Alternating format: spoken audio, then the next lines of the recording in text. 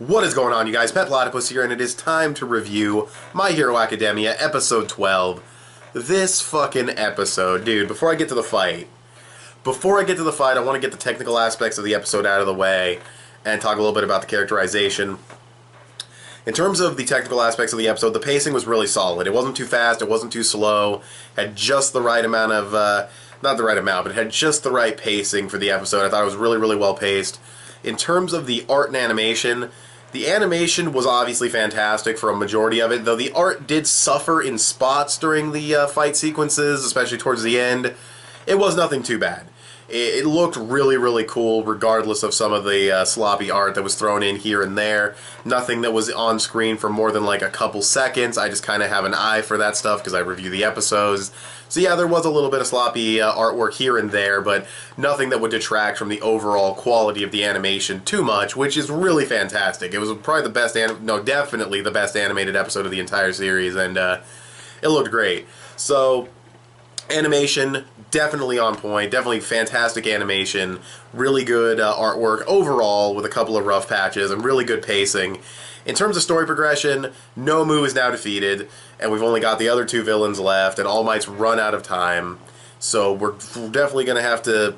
I'm thinking he's going to bluff his way through, like he's going to hold on just long enough to where they're like, alright, we can't beat this guy, we gotta bail.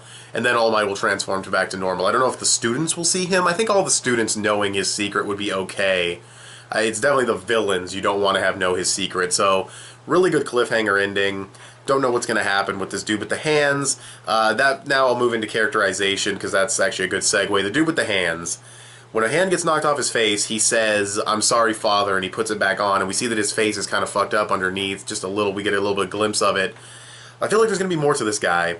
I feel like he's not just the random villain for the first arc. I feel like or maybe he is, but we're still going to get some kind of history on him, or he'll come back later, because the I'm sorry, father thing, and his ideologies and shit, he just seemed to have stuff to him, you know? He wasn't like, he's not super complicated. I don't even really fully understand his ideology, to be completely honest. I think he's talking nonsense, but overall, I think there is more to this character. So we'll just have to wait and see what happens with him, but, yeah, and then I forget what happens to the fucking Blackgate dude. The fucking warp zone motherfucker, the portal gun dude. That was cool what he did with the suplex, though. That shit was badass. And I guess I'll move into the action pretty soon, but I just want to wrap up the characterization. Yeah, definitely think there's going to be more to that guy. Just wanted to say that. Definitely needs some kind of explanation as to what he meant by the father thing, so I'm assuming he'll come back. Because if this season's going to end at episode 13, I don't see how you're going to give this guy a backstory and wrap up the season in a good fashion, so... yeah, but this was a really fucking good arc. I want to say that right now. I mean, it's got one more episode, but it's a fantastic early arc of a series to really set up the tone of the villains and everything. It does a really good job. And of course the inventive teamwork and everything and all the fighting was all really good as well. But then you have the fight itself, the final battle, and it is really, really, really cool. I'm not going to shit on it at all. There's only one, maybe two things I want to criticize. Well, I already mentioned the artwork, so I'm not going to talk about that, but...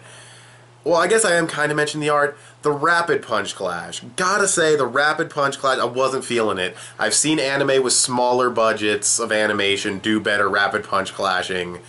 They go fisticuff at each other, and the arms are like these weird, like, blurs. They don't look that good, and, it's zoomed in a lot, so you can't really tell, you know? Like, I've definitely seen better rapid punching in JoJo, in One Piece, Dragon Ball, and, well, yeah, I mean, old school Dragon Ball for sure. Newer Dragon Ball Super stuff, a couple maybe, you know, just because I like to be able to see the fists, or pull the camera back so I can see it a little bit more clearly. It's a little too zoomed in. Fists look like really blurry, fucking, like, I don't even know how to describe them. It didn't look that good to me. And I love Rapid Punch Clashing, so that was kind of disappointing. But other than that, the fight is fucking badass. The animation and everything. Making Saitama proud with that last punch, I swear, man. It was badass. I don't know if that was like the attack name. He said Plus Ultra. I know that they say that a lot. That's like a slogan they have for some reason. But he didn't call it like Texas Smash or anything like that, so I don't know what punch that was supposed to be, but it was extremely badass. The fact that their rapid punching caused so many shockwaves was really cool, and just overall the animation looked really, really sick, and it was just really, really cool. You know, it was just an all-around really fucking badass action sequence. But that's really all I have to say. I mean, really good fight and really good conclusion. I love the part where he's like, I would only taken 5 hits in my prime. It's like, dude, you're fucking disgusting. He is declining in strength very quickly, though, I will say. I'm not sure what's going to happen as far as, like, because I don't think All Might will die, per se. I mean, he could potentially die, but I don't think he'll die. I'm not talking next episode. Fuck that. I'm thinking, like, later on in the manga and everything.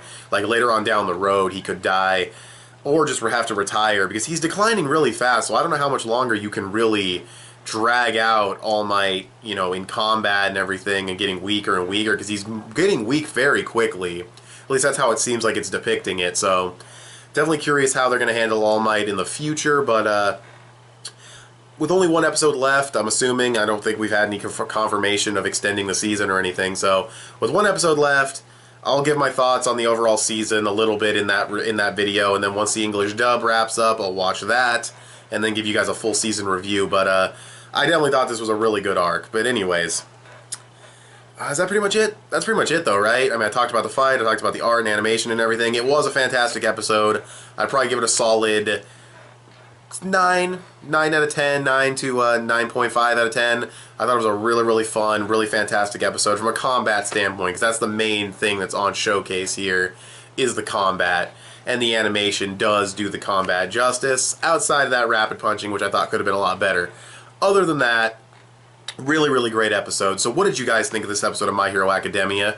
You can tell me in the comment section below. You can also follow me on Instagram or add me on PSN. I'm petplatypus on both. You can also give this video a thumbs up and share it on social media. Both those would help me out a lot. Subscribe if you haven't already, or if you like what you've seen here, and I'll talk to you guys later. Thanks for watching. Bye.